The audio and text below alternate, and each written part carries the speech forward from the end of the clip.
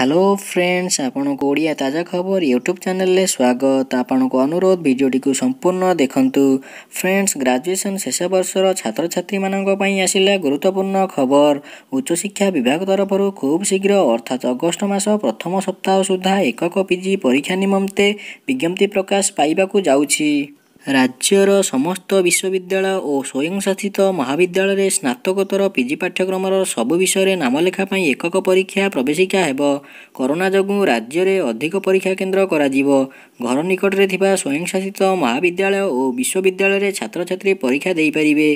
चलित वर्ष अगस्त सुधा युक्त 3 स्नातक पाठ्यक्रम परीक्षाफल प्रकाश करने को विभाग पक्षर निर्देश दि जाइछि। एकक प्रवेशिका परीक्षा उत्कल विश्वविद्यालय कला पाठ्यक्रम प्रश्नपत्र प्रस्तुत करिछि। सबु विश्वविद्यालय प्रश्नपत्र प्रस्तुति कार्य सरिथिबा जणा पड़िछि। एमएलएलएम पाठ्यक्रम समेत कला वाणिज्य और विज्ञान पई एकक प्रवेशिका कराजिवो। मेधा तालिका अनुसार विद्यार्थी नाम लेखाजिवो। अगस्त रे युक्त 3 पाठ्यक्रम परीक्षा प्रकाश पाइबो। जुलाई शेष किंबा अगस्त प्रथम सप्ताह रे प्रवेशिका परीक्षा पई विज्ञप्ति प्रकाश करने को योजना रखा जाइछि।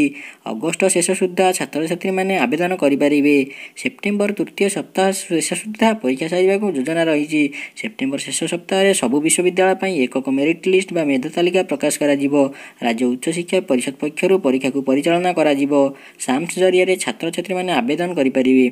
सबु विश्वविद्यालय रे आवेदन पई विद्यार्थी थरे फ्री प्रदान करिवे। समस्त विषय परीक्षा प्राय 10 रु 12 दिन धरी चलिबो।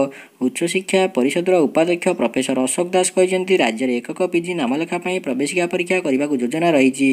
नामलेखा कॉमन मेरिट लिस्ट प्रकाश पाइबो। जदि आपण को आमर এই ভিডিওটি पसंद आसीଥାଏ तेबे वीडियो को लाइक करिवे एवं निज सांगसाथी मानक सह शेयर निश्चय करिवे। रहुछि धन्यवाद।